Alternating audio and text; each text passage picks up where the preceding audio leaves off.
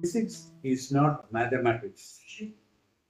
Physics, in essence, is simple wonder at the way things are and a divine interest in how that is so. And this is a compulsive interest because not everyone has it. Some people would want to know how is it happening. Stripped of mathematics, physics becomes pure enchantment. You see water becomes colder, suddenly it becomes more voluminous.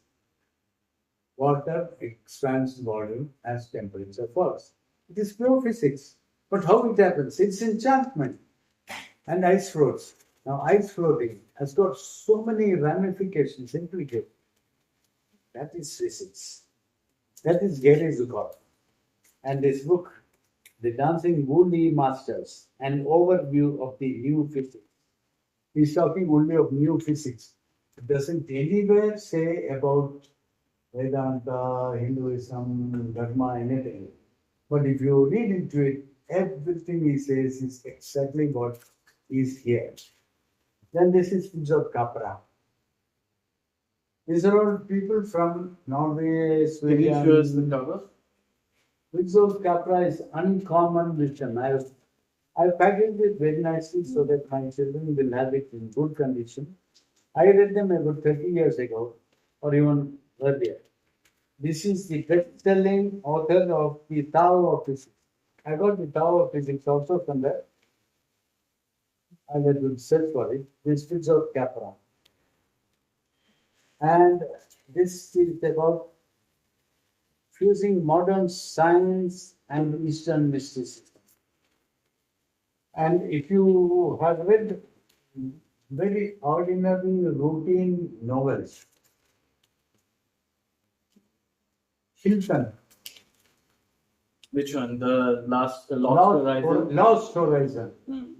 Where he talks about Shangri-La. Shangri-La. Now, if you read that, you can take it that it is not only imaginary, but there's a lot of real, actual happening, which he has then couched into a story. Because in Tibet, in those days when he went, the llamas, they were living for 300 and 500 years, and their life was different. They used to intake very little, and the body would be maintained. The purpose of maintaining the body was to pass on the knowledge. The knowledge and the spirit has to be communicated. I know I did maybe 80 years or 75 years. I must have read it when I was 5, 6, 7. Lost Horizon, not a Shangri-La. These are fantastic. Those things are fantastic. If you read what is that thing where the Gagoon, the witch, the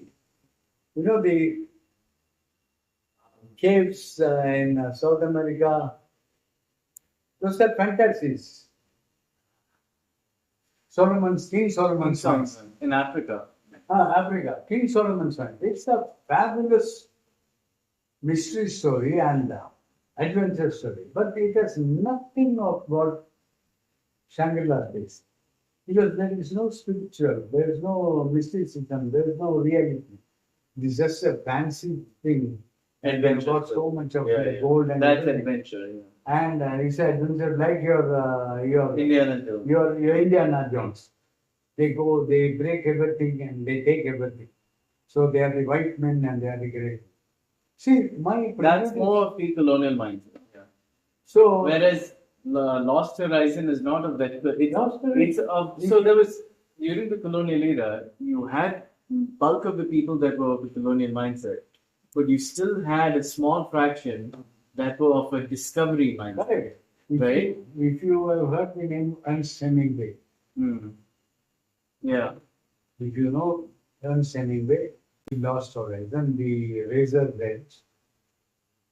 We went to New Orleans and all that. the place where some Hemingway would sit and write. But his mind was not of that thing. His mind was trying to understand something. Whereas Lautrec, that disabled painter, he was fornicating all the time, drinking. His mind had zero for spiritualism. Hemingway was the other. They were in the same cafe at the same time drinking same thing. Hemingway wrote all this. Razor's Edge, Lost, so many. No, Horizon was this other. Hilton. So, people are different types. Some people are here, some people are there. These are beautiful, fantastic. If you know about this